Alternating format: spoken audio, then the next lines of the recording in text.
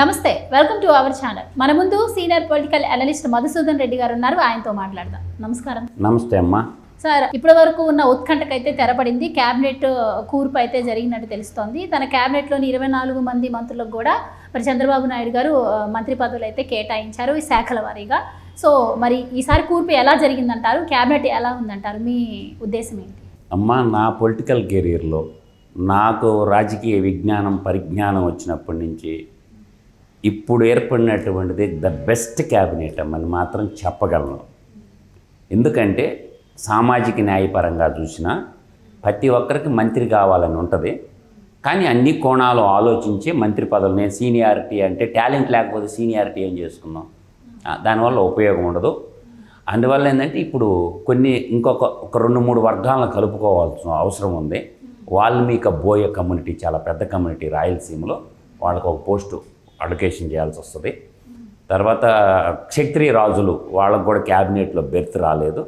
కొంచెం కులాలు అధికంగా ఉంటాయి కాబట్టి ఈ కులాల కంపు కాదు. మనకేంటంటే రాష్ట్రాన్ని ఒక విధ్వంస పాలన నుంచి మనం గట్టును పడాలంటే ఒక జట్టు, బలమైన జట్టు ఉండాలి. ఇప్పుడు మనం అనుకుందమ్మా, జగన్మోహన్ రెడ్డి క్యాబినెట్లో మంత్రులు చూడండి, అంత అంగూటిగాళ్ళు, ఏలుముద్రగాళ్ళు. రోజా ఏం చదివిందమ్మా? కనీసం లీవ్ లెటర్ కూడా ఇంగ్లీష్లో రాయలేదు. కొడాలి నాని ఏబిసిడీలన్నా రాయాలంటే రావు. అటువంటి క్యాబినెట్ ఉన్నదమ్మా. మొన్న చదువు రాని వాళ్ళందరూ మన క్యాబినెట్లో ఉన్నారు. కొంతమంది ఉన్నారు. సిదిల అప్పలరాజు, వాడు చదువుకున్నది ఎంబీబీఎస్ అయితే వాడు పశువుల మంత్రి పదవి, వాడేమో మనుషుల డాక్టర్, వాడికి వచ్చింది పశువుల శాఖ ఇచ్చింది.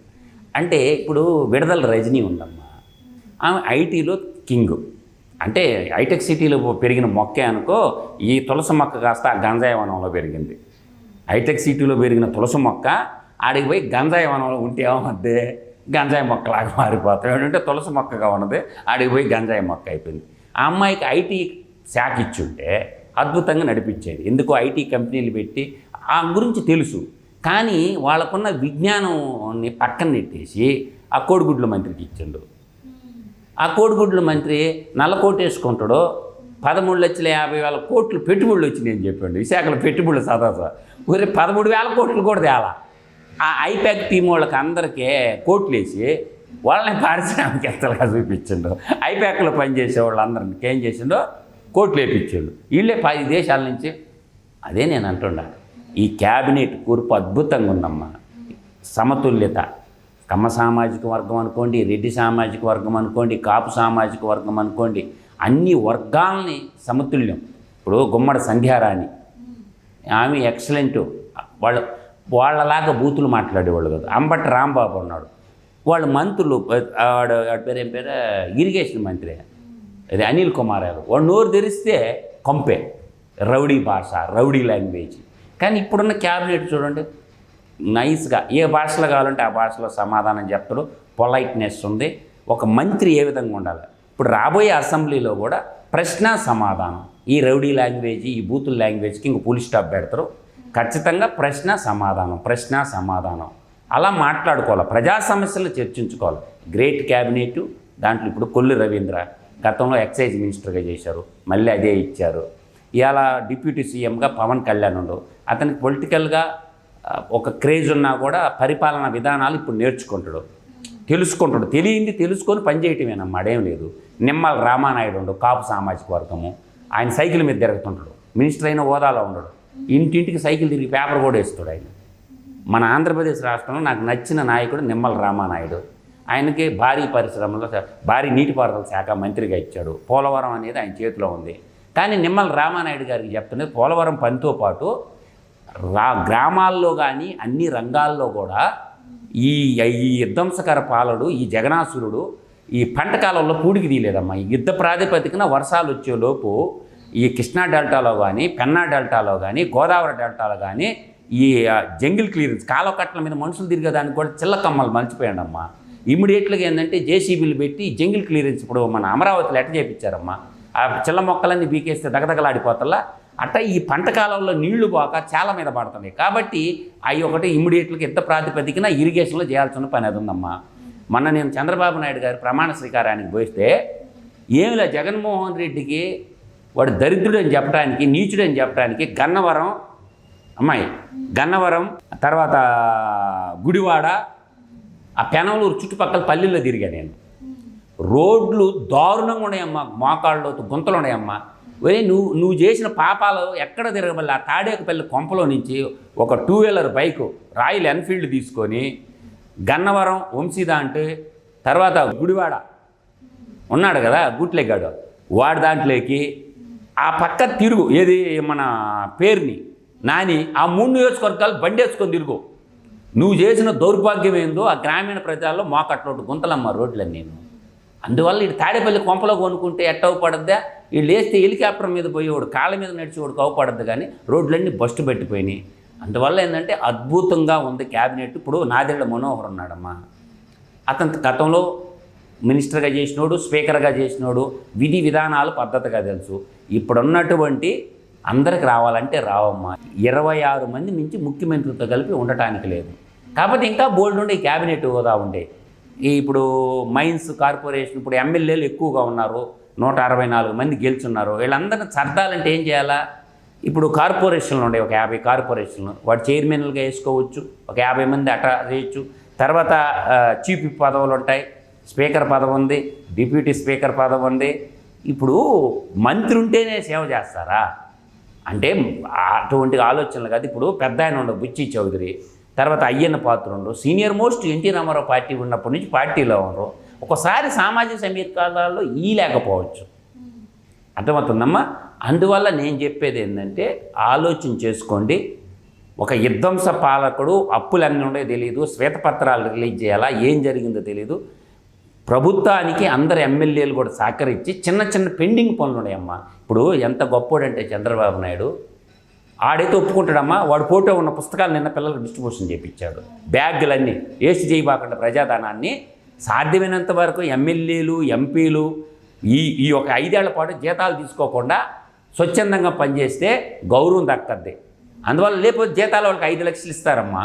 ఆ జీతాలు 5 లక్షలు తీసుకోపోతే వీళ్ళకి డబ్బులు లేవాయండి. ఇప్పుడు ఆ ఎస్సీ ఎస్టీ ట్రైబల్స్ వాళ్ళు కొంతమంది డబ్బులు లేని వాళ్ళు తీసుకోవచ్చు, కానీ వీళ్ళు కోటాను కోట్లు ఉండేవాళ్ళు కూడా జీతాలు ఎందుకమ్మా 5 లక్షల? ఆ డబ్బులు తీసుకోకపోతే తీసుకోండి, శాలరీ తీసుకొని మళ్ళీ ముఖ్యమంత్రికి ఇచ్చేసేయండి, ఏదో ఒక పనికి వాడుకుంటారుగా. ఒక లారీ ఇటుక రాళ్ళన్నీ వస్తాయి కదమ్మా, అమరావతి నగర నిర్మాణం చేసుకోవచ్చుగా. నేను అంటుండేది ఏంటంటే ఇప్పుడున్నటువంటి విధానాలన్నీ కూడా ఇప్పుడు చూడండమ్మా, నిన్న ఎక్కిండు 5 సంతకాలు పెట్టిండు. వీడు 1000 రూపాయలు పెంచడానికి 5 ఏళ్ళు పెట్టింది ఈ దరిద్రుడికి. 3000 పింఛను 2000 నుంచి 3000 దాటానికి 5 ఏళ్ళు పట్టింది. నిన్న తులసి పెట్టాడా లేదా? 4000 ఇవ్వమని సంతకం పెట్టిండా లేదా? మెగా డిఎస్సి 5 ఏళ్ళు తాడేపల్లి కొంపలో నిద్రపోతే మెగా డిఎస్సి నిరుద్యోగ యువతకి 16,000 పైన పోస్టులకి పెట్టాడా లేదా? పేద ప్రజల ఆకలి తీర్చడానికి అన్నా క్యాంటీన్లు ఉంటే ఎత్తేసినవా లేదా? దరిద్రుడు నీ అబ్బ పేరు పెట్టుకుని అన్నం పెట్టచ్చు కదా, అన్నా క్యాంటీన్ డిక్లేర్ చేసిండా లేదా? ఈ విధంగా ఆలోచించుకుంటా పోతే 5 సంతకాలు స్కిల్ డెవలప్మెంట్ సెంటర్, పిల్లలకు స్కిల్ లేకపోతే ఉద్యోగాలు ఎట్టొస్తాయి? రావు కదా. అందుకని స్కిల్ డెవలప్మెంట్ ఓపెన్ చేసిండా లేదా? ఆ స్కామ్లే కదా పెద్ద ఆయన జైల్లో స్కామ్ అన్నావు కదా, స్కీమ్ని కాస్త స్కామ్ చేసినోడు జగన్మోహన్ రెడ్డి కదా. ఈ విధంగా చెప్పుకోపోతే చేంతాడంత చెప్తా. ఇవాళ ఇంకో ముచ్చట చెప్తా, నా దృష్టికి వచ్చింది. 6 నెలల్లోపు పథకాలంతా అమలు చేయాలంట.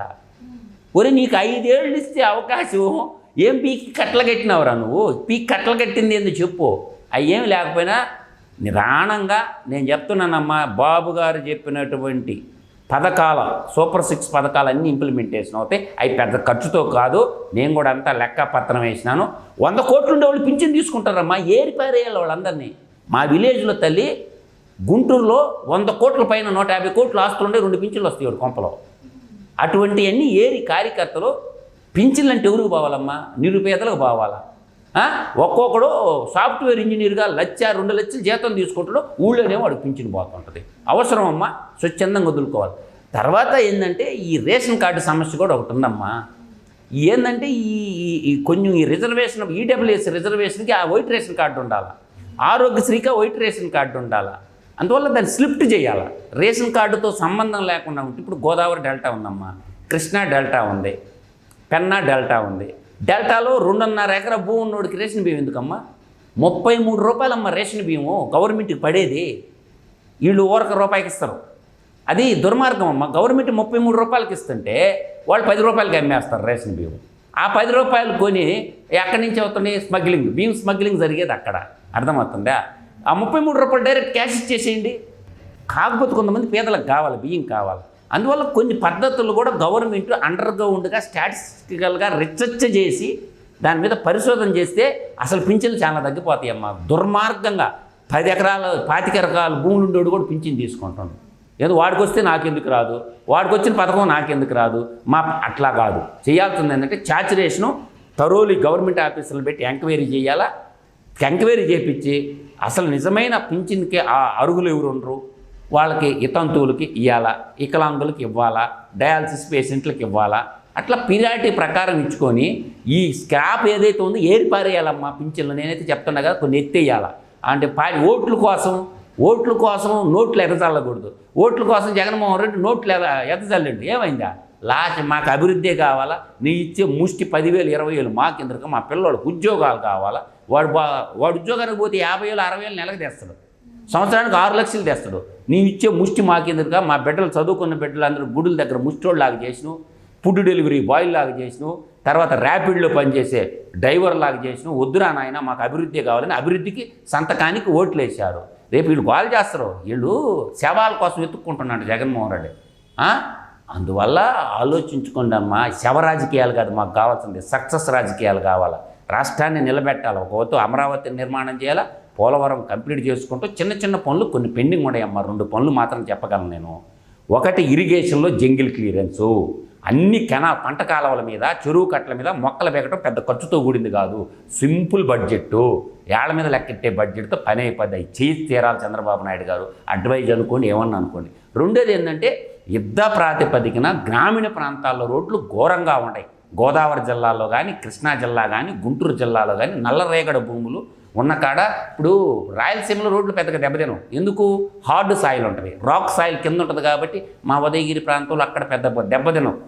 అటు పైన నల్లమల్ల ఫారెస్ట్ పైన కానీ కింద కానీ ఎక్కడైతే నల్లరేగడి భూములు ఉన్నాయో, ఇది ప్రకాశం జిల్లా, గుంటూరు జిల్లా, కృష్ణా జిల్లా, ఈస్ట్ వెస్ట్ గోదావరి, ఈ 5 జిల్లాల్లో యుద్ధ ప్రాతిపదికన ఇంటర్నల్ రోడ్లు పోయకపోతే, ఇప్పుడు రోడ్లు బాగా ఉంటే ప్రయాణం ఉంటుంది, వెహికల్ ఇరిగిపోను, డ్యామేజ్ అవను. ఏదైనా హాస్పిటల్ అయితే 108 వెహికల్ స్పీడ్గా పోవాలంటే ఎట్టబోద్దమ్మా. ఈ 2 పనుల మీద దృష్టి సారించాలమ్మా. ఫస్ట్ పిల్లలు విద్యా సంవత్సరం స్టార్ట్ అయింది, వాళ్ళకి కావాల్సిన పుస్తకాలు కిట్లు ఇచ్చేస్తే వాళ్ళ పాటికి వాళ్ళు చదువుకుంటారు. ఇప్పుడు పిల్లలకి ఎప్పుడు సంవత్సరం ఆఖరిలో ఇస్తే సరిపోద్ది డబ్బులు. అమ్మ ఒడి ఇవ్వాల్సిన అవసరమే లేదు. ఎప్పుడు ఇవ్వాలా? మార్చి నెలలో వాడి అటెండెన్స్ చూసి మార్చి నెలలో ఇచ్చుకోవచ్చు అమ్మ ఒడి. ఇప్పుడే తొందరపడి ఒక కోయిల ముందే కూర్చింది. ఇప్పుడు చేయాల్సిన పనులు ఏంటంటే రోడ్లు, ఇరిగేషను, రైతులకి రైతు భరోసా ఉంది కదమ్మా, దాన్ని ఇప్పుడు మహిళలకి ఫ్రీ బస్ అన్నాం. ఇప్పుడు తెల్లారికి ఇవ్వాలా? 4 రోజులు ఆక్కొని డబ్బులు చూసుకొని లెక్క పత్రం అన్నీ చూసుకొని ఏదో ఒక రోజు అనౌన్స్ చేస్తాడు. ఏదైనా పెద్ద ఖర్చు కాదు. ఏదో మహిళలకి ఫ్రీ సర్వీసు, అది తిప్పి కొట్టిన 500 కోట్లు కాదు నాకు తెలిసి సంవత్సరానికి. అది పెద్ద సమస్యే కాదు. ఇంకా గ్యాస్ సిలిండర్లు ఫ్రీ, అది ఏదో ఒక రోజు దసరా రోజుకి ఇస్తాడు. దసరా రాదాకా ఏడు చేయండి, దసరా రోజు అనౌన్స్ చేస్తాడో లేదో చూడండి. అందువల్ల ఏంటంటే యుద్ధ ప్రాతిపదికన చేయాల్సింది స్కూల్ పిల్లలది. బీటెక్ సర్టిఫికేట్లు రాకుండా ఆగిపోయాయి అమ్మ, ఫీజు రీంబర్స్మెంట్ అది కొద్దిగా చెయ్యాలా. తర్వాత ఇది ఒకటి నేను చెప్పాను కదా, రైతులకి డ్రైన్లు పూడిక, అది పెద్ద ఖర్చుతో కూడింది కాదు. తర్వాత ఇంటర్నల్ రోడ్లు, అట్లా క్రమబద్ధీకరణకు 1 by 1. ముఖ్యమంత్రి కూర్చొని సీటు మీద కూడా సరిగా కూర్చోలా, పుస్తకాలు ఆడుండేవో, కాగితాలు ఆడుండేవో, అవి చూసుకోకముందే పొగబెడితే ఎట్టా. అందువల్ల ఏంటంటే ఎక్సలెంట్ క్యాబినెట్ అమ్మ, ఎడ్యుకేటెడ్ క్యాబినెట్. ఏ మంత్రి ఆ మంత్రి పని చేసుకుంటే చాలమ్మా. ఏడంతా ఏంది, జగన్మోహన్ రెడ్డి కింద 6 డజన్ మంది BA బేవర్స్ గాళ్ళు పెట్టుకున్నారు కదా. సకల శాఖల మంత్రి ఎవరు? సజ్జల రామకృష్ణ. వాడిని దాపెట్టింది జగన్మోహన్ రెడ్డి. ముందు వాడు ఎందుకు మాట్లాడటం లేదు? అందువల్ల సకల శాఖల మంత్రి అనేవాడు బయటికి ఎందుకు రావటం లేదు? 5 ఏళ్ళు అమ్మ బడవ యాంకర్లు పెట్టుకొని 10 TV, TV9, NTV వాళ్ళు పెట్టుకుని రోజు ఎట్టా అంటివి కదరా సజ్జలోడా. కనీసం నీ అబ్బకు పుట్టినవో లేదురా, నువ్వు మగోడు అయితే బయటికి రారా, మాట్లాడరా. నాకు తెలిసి నీ అబ్బకు పుట్టలా నువ్వు సజ్జల రామకృష్ణారెడ్డి. నీ అబ్బకు పుట్టింటే బయటకు వచ్చి మాట్లాడరా. నువ్వు ఎందుకు దాక్కున్నావు? అధికారం అంతం చూడవలే అయ్యవారి సోయగములని నేను ఎప్పటి నుంచి డైలాగ్ చెప్తల్లా. అర్థమైందా? ఒరే సజ్జల రామకృష్ణారెడ్డి, నువ్వు నీ అబ్బకు పుట్టింటే బయటకు వచ్చి మాట్లాడరా, లేకపోతే నీ అబ్బకు నువ్వు పుట్టినట్టే లెక్కని నేను చెప్పగలను.